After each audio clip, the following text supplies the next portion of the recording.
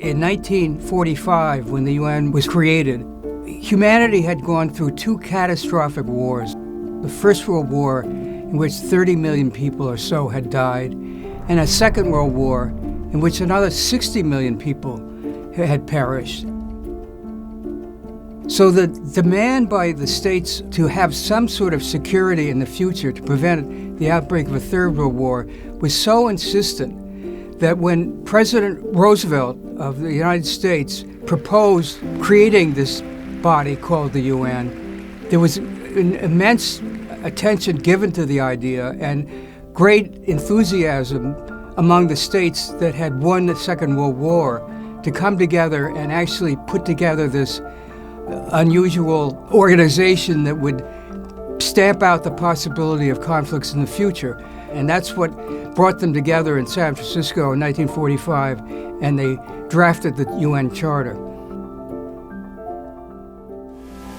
And it is now my duty, my honor and my privilege in the chair to call for a vote on the approval of the Charter of the United Nations. The UN Charter was the sum and substance of humanity crying out for some sort of world order. They created a charter which reflected the aspirations of humanity for peace, for negotiating settlements, for handling food shortages and dealing with health issues and transportation and all the features that go into living a life on the planet. And that was the notion behind the UN. And frankly, the spirit was very enthusiastic at that time. Of course, we now know today that the UN has survived for 80 years through many different crises, and ones that sometimes it helped settle and sometimes was not able to help settle. Nonetheless, the aspiration to have this organization around is so deep in the human spirit that I just think that had the UN dissolved yesterday, it would be reinvented today.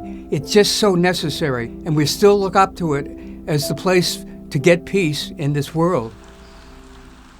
The world of today is better off, frankly, than it was in 1945.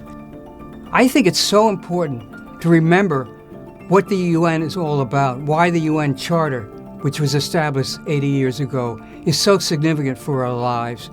It has helped give the ground rules about how people should live their lives, how states should work with each other, how disputes can be settled.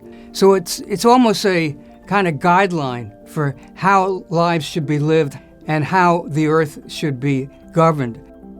The UN represents symbolically the idea of collective security, the idea that we are all together in the plight of humankind, and that we cannot act separately. We have to be unified. Remember, the Charter, the UN Charter, is something we should all treasure for future generations.